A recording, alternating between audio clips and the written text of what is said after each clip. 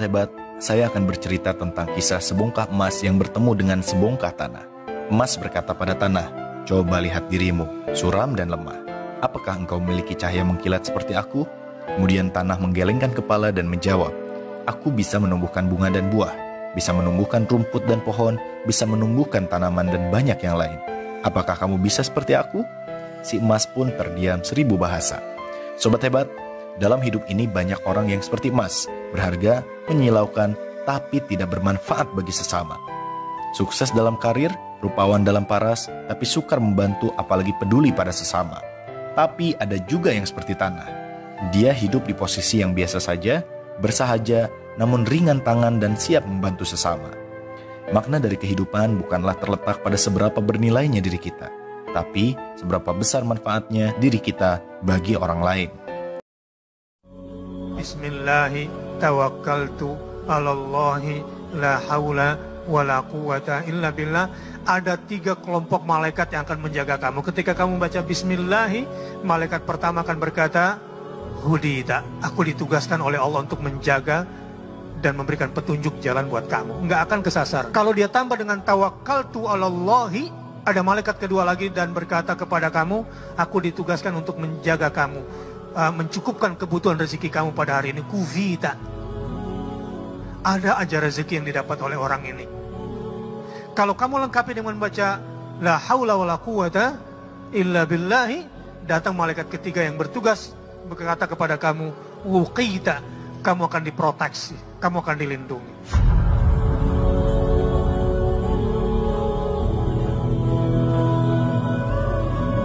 Manusia yang berakhlakul karimah, taat kepada Allah, berakhlakul karimah, dan dia setiap hari istiqamah membaca doa Nabi Musa tadi itu, Rabbi inni lima anzalta ilayya min khairin faqir 100 kali, maka insya Allah dia akan dikasih pekerjaan yang mencukupi dia dan dijodohkan dengan pasangan yang solihah.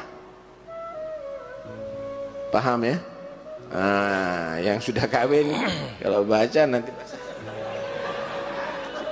Jadi yang muda-muda baca setiap hari 100 kah?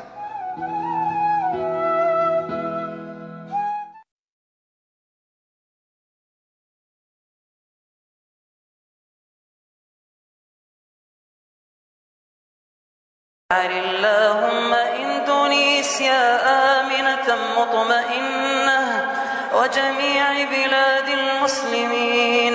اللهم اجعل إندونيسيا آمنة مطمئنة وجميع بلاد المسلمين برحمتك يا أرحم الراحمين. اللهم صل على محمد. Ada orang bertanya, boleh enggak saya baca Al-Quran tapi saya tidak memahami isinya sama sekali? Saya jawab, boleh. Ada orang lagi tanya, boleh enggak saya baca Al-Quran tapi saya tidak baca terjemahannya? Saya jawab, boleh.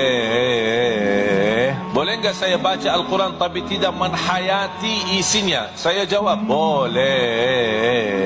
Boleh enggak saya baca Al-Quran walaupun tidak mampu mengamalkan isinya? Saya jawab, boleh. Tetap dapat setiap satu huruf 10 kebaikan. Faham, tidak faham, menhayati, tidak menhayati, mengamalkan, tidak mengamalkan, tetap dapat setiap satu huruf 10 kebaikan. Kita baca dalam lafazan kita, Bismillahirrahmanirrahim, kita baca 19 huruf, tapi malaikat tuliskan 190 pahala. Betapa banyak jutaan pahala yang kita bisa dapatkan melalui bacaan Al-Quran, walaupun kita tidak faham sama sekali. Demi Allah ibu, demi Allah, biar ibu salat tiap hari, bahkan sampai hitam jidatnya, puasa Senin Kamis, ngaji, tadarus, tahajud tiap malam, tapi tidak taat sama suaminya, mendurhakai suaminya, dia kurang ngajar sama suaminya. Demi Allah, jangankan masuk surga, baunya surga diharamkan bagi ibu seperti itu. Ibu harus tahu kenapa? Karena kami suami yang tanggung ibu nanti di akhirat. Ketika ibu melanggar, ketika ibu bikin dosa, kami suami yang tanggung dosanya ibu sebagai kepala rumah tangga. Maka ibu, jangan ki keluar rumah tanpa izin suami. Jangan lakukan apa-apa tanpa izin suami. Kenapa? Karena suami yang tanggung ibu nanti ketika di akhirat. Maka bersyukur ibu-ibu yang punya suami. Kenapa? Karena itulah nanti yang lindungi ketika di akhirat. Maka hargai suami tak. Jangan hina suami tak gara-gara dia miskin.